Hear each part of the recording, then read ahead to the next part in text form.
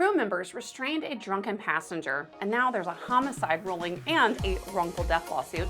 A woman forgot her gun in her purse and wound up in one of the Caribbean's worst prisons and one of the world's biggest cruise ports, plus the new viral video of a passenger punching a lifeguard on Icon of the Seas. Oh, and Carnival, they're making waves in Mexico with a destination that actually might make Ensenada exciting. Hi, I'm Melissa, a university professor who loves to cruise and who loves to talk ship. So let's just get right into the things that have got people in cruise world talking this week. We're gonna start with a case that could shake the entire cruise industry's approach to the unlimited drink packages. A lawsuit filed just last week accuses Royal Caribbean of serving a 35-year-old man, 33, that's just staggering to me, 33 alcoholic drinks in a single afternoon on embarkation day, no less. And the medical examiner has ruled his death a homicide. Now, you may remember this case from last year because it went viral. I talked about it. It was big news. Michael Virgil was sailing on Royal's Navigator of the Seas with his fiancée and his young son. And when their stateroom wasn't ready, crew reportedly pointed him toward the bar to fill time. And that's where, according to the lawsuit, he consumed 33 drinks, and they kept serving him all while he was very visibly intoxicated. Now, Michael Virgil was a very large man. Somehow he lost his mind, he got really angry, and it led to a huge altercation that went viral, lots of videos out about it, and security had to restrain him using pretty severe force, at least for a cruise ship. This includes things like zip ties, pepper spray, and the full body weight of multiple security officers. And the man did pass away. The autopsy listed alcohol, an enlarged heart, and mechanical asphyxia from restraint as causes of death. Now, the FBI didn't press charges, but the LA County medical examiner did call it a homicide. Now, the family has filed a lawsuit, and they're challenging how cruise lines design their ships to push alcohol, and is questioning whether crew are trained to cut people off, especially with these unlimited drink packages in play. Now, this one raises a hard question for all of us, which is, what is that line between personal responsibility and corporate accountability at sea? So there already are dram shop laws for bars and establishments that serve alcohol on land, where if they overserve patrons and something bad happens, they can be held legally responsible. But of course, the law, with everything else, gets very murky at sea. So I want to know what you think. Does Royal Caribbean bear responsibility here, or is it a matter of personal accountability? Now, another story about personal accountability. A 69-year-old grandmother from Oklahoma brought a loaded gun, yes, a loaded gun, on Royal Caribbean's Liberty of the Seas. Now, she and her family says it was completely by accident, but come on. How do you do this by accident? And what's really scary is that the gun was not discovered at the cruise port at security, which is baffling to me because I have stuff taken all the time, even stuff I'm allowed to have. Like I just took a cruise, they took my non-surge extension cord. So they do catch stuff. But how this got through, I just do not understand. So she boarded the ship with this loaded gun. It was not caught. She got off the ship in Nassau, which is not a surprise because they don't require you to go through security when you're getting off the ship. But where she ran into trouble was when she tried to reboard the ship after her excursion and her day in port in Nassau. Now, Bahamas authorities arrested her on the spot, and she spent nearly a week in what's called Fox Hill Prison, which is a place described by the US State Department as inhumane, allegedly with overcrowding, poor nutrition, and unsafe conditions. Now, Nassau is beautiful. I know a lot of people don't like this cruise port. My unpopular opinion is I think it's great, but I certainly wouldn't want to be in a prison there, especially one described like this. Now, this woman's attorney says that this is due to the fact that she has early signs of dementia, and she simply forgot the gun. And the gun in question is a 50-year-old .380 pistol. So she just totally forgot it was in her bag. And she is licensed to carry it at home, but of course, under Bahamian law, it doesn't matter. Now, she faced a mandatory 2-year sentence, but was given the option to pay an $8,000 fine instead. The family launched a GoFundMe campaign. They raised the money, and she was released on December 8th. But here's the question that no one has answered yet, and this is not the first time this has happened. There was a story last year of a man who got arrested in Grand Turk because he had spent shells in the bottom of his bag. And in Grand Turk, they take this stuff so seriously, that was enough to land him in prison. But how on earth do these things get through US port security? But the lesson here for all of us, make sure you double check every bag before you sail, because even one forgotten item, especially something like a loaded gun, could get you in trouble. So don't accidentally bring something on board that could get you in hot water. Meanwhile, on Icon of the Seas, man, it's all about Royal Caribbean this week. A man literally punched a crew member, and the whole thing was, of course, in this era, caught on camera. The viral clip, which has now racked up over 1.3 million views, shows a male guest in swim trunks yelling at a crew member in the face in their water park. Then he throws a full punch, knocking the crew member to the ground. The crew did not retaliate. Security stepped in and the guests walked off, flashing middle fingers like a real classy person. And Royal Caribbean hasn't commented on this publicly, but their code of conduct is clear. Violent behavior can lead to immediate confinement, fines, and a lifetime ban. And I think in this case, they need to just absolutely drop the hammer, do it very publicly when people act like this, especially toward their hardworking crew. And here's the kicker. This isn't even the first violent incident in the last month.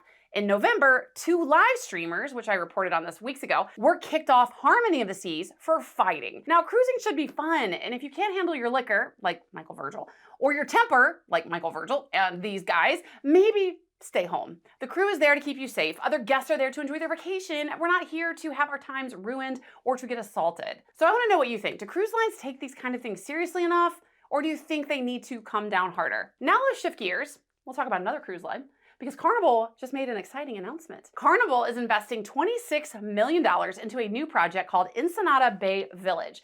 And this is a full-blown shoreside destination with zip lines, wine tasting, spa zones, and even an attraction called Dune Rally. Now, if you've ever sailed a short Baja cruise, this is one of the few that I haven't done. People always ask me, one day I will, I promise. I'm gonna try in 2026 to do Ensenada. Part of the reason why I haven't is because, let's just say, Ensenada does not seem to be the most well-reviewed itinerary, the best port. It doesn't scream must visit. But this project could change that. Now, Carnival is aiming for up to 9,000 guests per day with things like cultural architecture, artisan markets, tasting tours, stuff like that. It'll also create over 1,000 jobs and inject more than 120 million into the local economy each year. And that's always great. Now, this is kind of more of a move toward commercialization of cruise ports. We've got things like Perfect Day Mexico with Royal Caribbean. Carnival just launched Celebration Key earlier this year, which is their private resort area in Freeport, Bahamas. So I know a lot of cruisers are critical of this over-commercialization of cruise port destinations where you feel like you're on a cruise ship and you just step off into an Americanized, commercialized theme park and you're not really getting immersed into the culture. So I know that opinions on this can be divisive, but I want to know what you think about this upcoming development in Ensenada. Drop your comments below and let's talk ship. And in this case, Carnival very clearly is taking a page from Royal Caribbean's Perfect Day playbook, but they're bringing it to the West Coast. So it is exciting to see something like this come to the West Coast because it seems to mostly be concentrated to these Eastern Coast itineraries. And hey, maybe Ensenada will shake off its meh reputation. Maybe it'll motivate me to finally take a cruise to Ensenada. And speaking of recent cruises and unexpected perks, I did just get off Virgin Voyages Scarlet Lady, and Virgin is coming in hot. They have just launched a status match that's kind of insane. They're offering elite perks, including things like free laundry, which a lot of cruisers love, specialty coffee, which I love, and exclusive events to anyone with status, and not just from other cruise lines, but over 35 loyalty programs. And that includes things like Delta Sky Miles, Marriott Bonvoy, and others. Again, not just the cruise lines, it's a lot of loyalty programs. Now, Virgin's CEO said it bluntly. Other loyalty programs ask for more and give less. And we're flipping that. That's his words, that's what he said.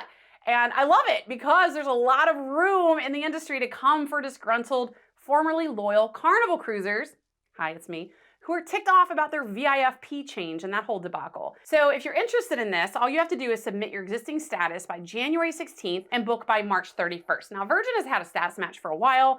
It was traditionally just other cruise lines that actually ended October 31st. So this expansion and extension is really nice because it does extend to, again, over 35 different loyalty programs. And with this, you'll get Virgin's Blue Extras perks on your first sailing. You don't have to earn them over time. Now, if you are like me and you cruise on casino offers, bad news. I actually did Virgin Status Match under their old Status Match program a long time ago. And although I have Virgin Blue Extras perks, I don't get them because Virgin does not honor them on casino sailings. But if you're not a casino cruiser, you're new to Virgin, you have status with another supplier, this might be a great option for you. And Virgin's pretty great. It's not your traditional cruise. I had a great time on Scarlet Lady. There's no kids, there's different types of entertainment. Some people love it, some hate it, but it's not your traditional Broadway style shows. They don't do buffets. Everything is made fresh to order. They don't do MDRs. Instead, it's included specialty restaurants. You get soft drinks included free. There's a ton of Virgin perks, but it's not for everyone. But again, if you've got status sitting around, you want to try something different, this could be your opportunity. Now, speaking of things that are included or not, something that's seemingly minor has made waves in cruise world and social media this week, and that is about hot chocolate on Carnival cruises. Someone on TikTok reported that the hot chocolate had disappeared. Now, here's what actually happened. Someone complained that the free hot chocolate was no longer available, and if you want hot chocolate, you have to go to the coffee shop to get it for $5. Now, as always, Carnival's brand ambassador, John Heald, I'm a big John Heald fan. I think this man needs a 5-time salary increase for the crap that he has to deal with in the comments and the stupidity he deals with every single day. But John has always had to step in and clear it up. And he stated that free hot chocolate is still offered. But, as always, you gotta know where and when. It's available after 6 p.m. on the Lido deck or through room service in the morning. If you want it earlier in the day on deck, which is interesting because usually people want hot chocolate in the morning, well, that's when you've got to pay. So yes, the cocoa is still flowing. You just have to be at the right place at the right time. And I see this as kind of another low-key cutback. So Carnival can say, oh, we're not cutting back on the free cocoa, but what they do is they start scaling back availability. And we see cruise lines do this time and time again. That's why I always call them out for their nickel and diming because it's getting out of hand. So what a week. Lawsuits, punches, surprise perks, guns, and Ensenada's blow up. What do you think about these stories? And are there any I missed? Let me know in the comments and let's talk ship.